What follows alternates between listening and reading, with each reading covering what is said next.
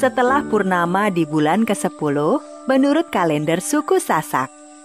Pantai Kute Lombok terletak di Kabupaten Lombok Tengah, Provinsi Nusa Tenggara Barat.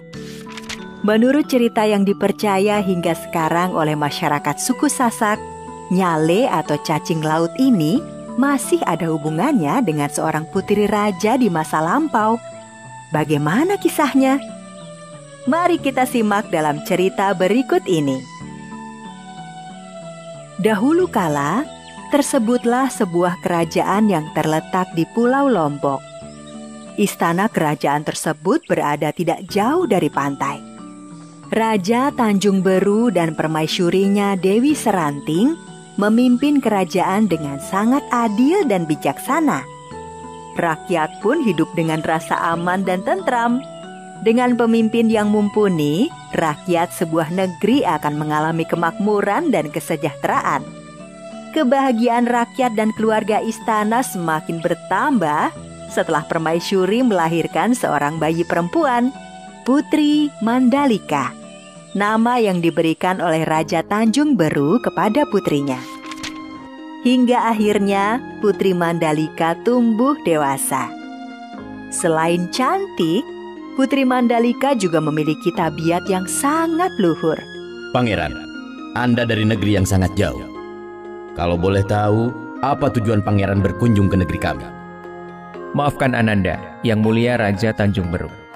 Selama ini, Ananda telah mendengar tentang Putri Mandalika yang tidak hanya cantik, tetapi juga memiliki budi pekerti yang sangat luhur. Tujuan dari kedatangan Ananda adalah untuk melamar Putri Mandalika. Jika Yang Mulia berkenan, Ananda bermaksud menjadikan Putri Mandalika sebagai permaisuri. Sebagai seorang ayah, saya sangat tersanjung jika Mandalika menjadi permaisuri. Namun, untuk masalah ini, biarlah saya berbicara dengan Mandalika dan ibunya. Baik, terima kasih Yang Mulia telah berkenan mempertimbangkan lamaran Ananda.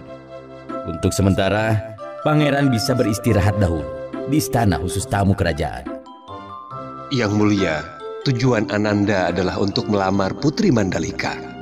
Yang Mulia, maksud kedatangan Ananda... Ternyata bukan hanya satu pangeran yang melamar Putri Mandalika. Belasan pangeran dari berbagai negeri datang untuk melamar Putri Mandalika. Karena banyaknya pelamar yang datang, Raja Tanjung Beru mengadakan rapat terbatas dengan permaisuri dan putrinya. Mandalika, saat ini telah datang belasan pangeran dari berbagai negeri. Ayah tidak memutuskan pangeran mana yang akan ayah terima. Karena itu, keputusan ini akan ayah serahkan padamu. Mandalika, ibu dan ayah akan merestui siapapun pangeran yang akan engkau pilih. Ibu hanya bisa mendoakan engkau memilih suami yang tepat. Putri Mandalika tidak langsung memberi jawaban. Putri Mandalika pun memanggil semua pangeran yang melamarnya ke balairung istana. Putri Mandalika ingin mengenali siapa saja pangeran yang melamarnya. Putri Mandalika sepertinya berpikir keras menentukan pilihan, sedangkan para pangeran itu mulai tidak sabar. Terjadi keributan kecil di antara mereka. Putri Mandalika pasti akan memilihku. Ayahku adalah raja besar yang menguasai utara. Tidak mungkin. Akulah putra mahkota kerajaan barat sana. Putri pasti memilihku. Ayahku adalah penguasa lautan di timur. Akulah yang paling layak menikah dengan Putri Mandalika. Jika sampai kamu atau kamu yang terpilih, kupastikan pasukanku akan menyerang kerajaan kalian. Kamu pikir aku tidak berani menyerang kerajaanmu? Pasukanku punya persenjataan yang lebih lengkap. Kerajaanmu akan kuratakan dengan tanah. Kalau aku tidak terpilih, maka aku bersumpah semua armada angkatan laut ayahku akan meluluhlantahkan negeri kalian. Akan kubumi hanguskan negeri kalian hingga tak tersisa. Diam kalian! Para pangeran langsung diam di tempat karena terkejut Putri Mandalika ternyata berani membentak mereka. Pada hari ke-20 bulan ke-10 atau 3 hari dari sekarang, pagi-pagi sekali, datanglah ke pantai. Aku akan memberi jawaban kepada kalian. Masih ada waktu 3 hari lagi. Putri Mandalika menunda jawaban dan pergi ke pantai. Putri Mandalika sepertinya tidak ingin gegabah mengambil keputusan. Dia sudah melihat ancaman perang besar jika memberi jawaban dengan terburu-buru. Putri Mandalika pun bersemedi di tepi pantai. Dia mencari cara menghindari pertumpahan darah dengan memohon petunjuk yang maha kuasa. Pada malam sebelum hari ke-20, Putri Mandalika selesai bersemedi dan menemui kedua orang tuanya. "Ibu, Ayah, besok pagi-pagi, marilah kita datang ke pantai. Ananda sudah mempunyai jawaban untuk para pangeran itu." Hari yang ditunggu-tunggu para pangeran pun tiba. Belasan pangeran itu pun sudah menunggu dengan tidak sabar. Bukan hanya para pangeran, tetapi rakyat juga berduyun-duyun datang ke pantai. Mereka ingin mengetahui siapa yang akan menjadi suami Putri Mandalika. Putri Mandalika ditemani ayah dan ibunya datang dengan berjalan kaki dari istana. Setelah melihat para pangeran itu sebentar, Putri Mandalika berjalan menuju karang tempatnya bersemedi. "Para pangeran, dengar baik-baik apa yang akan aku katakan, karena aku tidak akan mengulanginya. Jika aku menerima salah satu dari kalian, maka akan ada pertumpahan darah dan negeri-negeri di Lombok akan saling berperang. Aku hanya menginginkan rakyat negeri kita ini hidup makmur, aman dan tentram. Sungguh aku tidak akan sanggup melihat peperangan dan negeri-negeri saling bermusuhan. Kalian para pangeran akan tetap bisa hidup enak. Tetapi ingatlah nasib rakyat kalian. Rakyatlah yang selalu menjadi korban dan menderita akibat perang. Karena itulah, maka aku memutuskan menerima lamaran kalian semua. Itulah keputusanku. Dan keputusanku ini akan menghindarkan rakyat tidak berdosa dari kejamnya perang. Ibu dan ayah, terima kasih telah membesarkanku dengan kasih sayang. Ananda merasa belum cukup berbakti untuk membalas kebaikan ibu dan ayah. Tetapi takdir sudah menentukan demi kebaikan kita semua. Nanti akan muncul nyale berwarna-warni di pantai ini. Biarkan rakyat mengambilnya. Mereka bisa memasaknya atau menaburkannya ke sawah ladang mereka. Selamat tinggal, Ibu, Ayah." Ketika semua yang hadir masih belum paham apa maksud perkataan Putri Mandalika, tiba-tiba saja sebuah ombak besar datang dan membawa sang putri ke lautan. Tanpa dikomando, seluruh rakyat dan pangeran segera terjun ke laut mencari sang putri. Mereka berusaha menyelamatkan Putri Mandalika. Tapi, sepertinya usaha mereka sia-sia. Sang putri telah memutuskan melebur bersama lautan. Ketika semua sudah sangat kelelahan mencari sang putri, tiba-tiba dari arah laut, datanglah nyale berwarna-warni yang jumlahnya ribuan. Akhirnya, semua yang hadir menjadi paham maksud sang putri. Seperti pesan Putri Mandalika, rakyat mengambil nyale-nyale tersebut.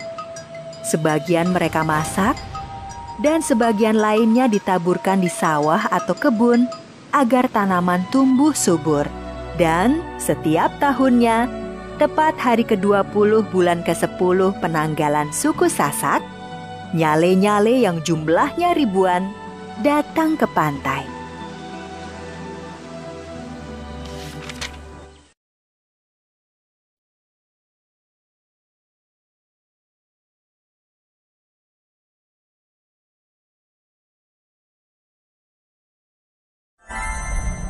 Raja Ampat dari Telur Naga.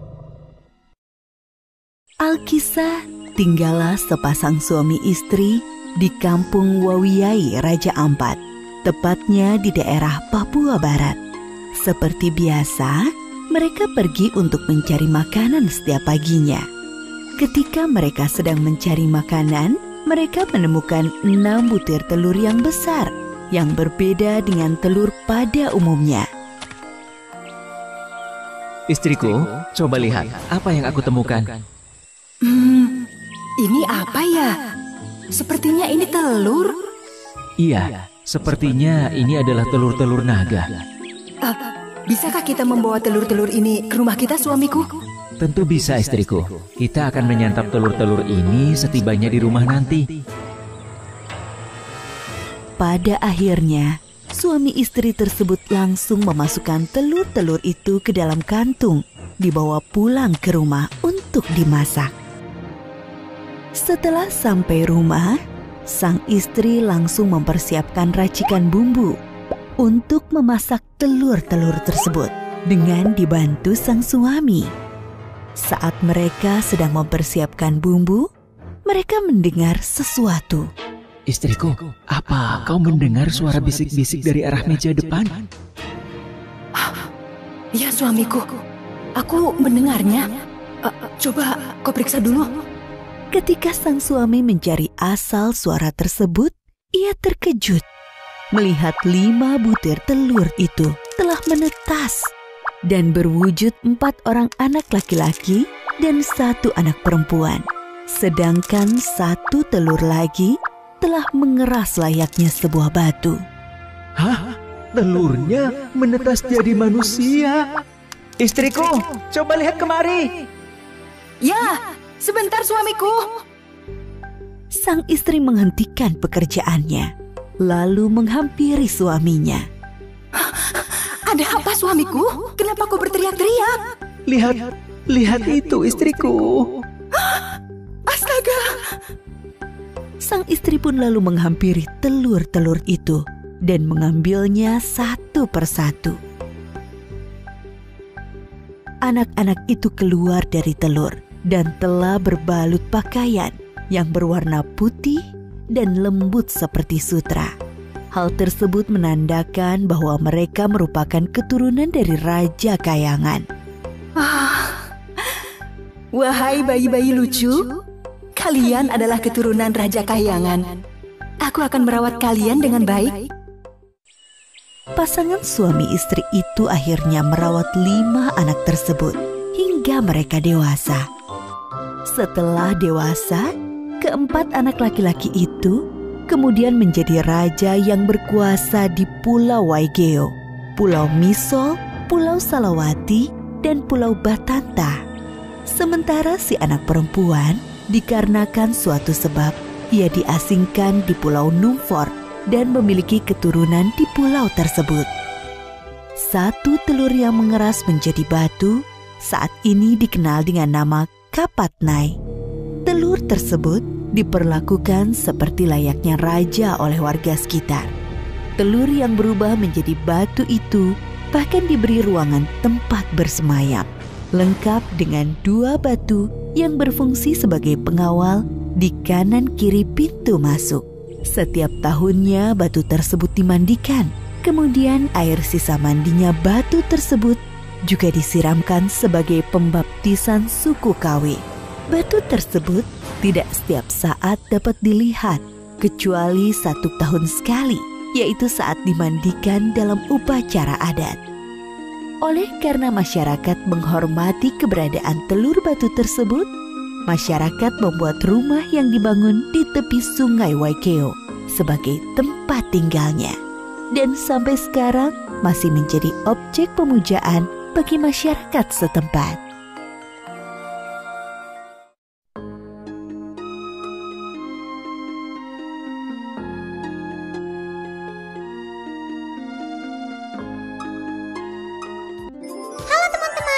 Hari ini Diva dan Tommy akan memperkenalkan pakaian adat dari Kalimantan Barat. Dimulai dari Diva dulu ya. Diva memakai baju berbentuk rompi untuk atasannya. Lalu Diva memakai kain songket untuk bawahannya. Untuk rambutnya Diva memakai sanggul. Diva memakai ikat kepala yang disebut da'a. Untuk aksesorisnya Diva memakai anting. Terakhir, Diva memakai gelang di bagian lengan. Sekarang giliran Tommy. Tommy memakai celana pendek yang disebut kabok. Tommy memakai baju berbentuk rompi. Selanjutnya, Tommy memakai gelang tangan. Tommy juga memakai ikat kepala yang dihiasi dengan bulu burung. Terakhir, Tommy memakai gelang di bagian kaki. Selesai deh. Tommy dan Diva memakai pakaian adat dari Kalimantan Barat. Sampai jumpa.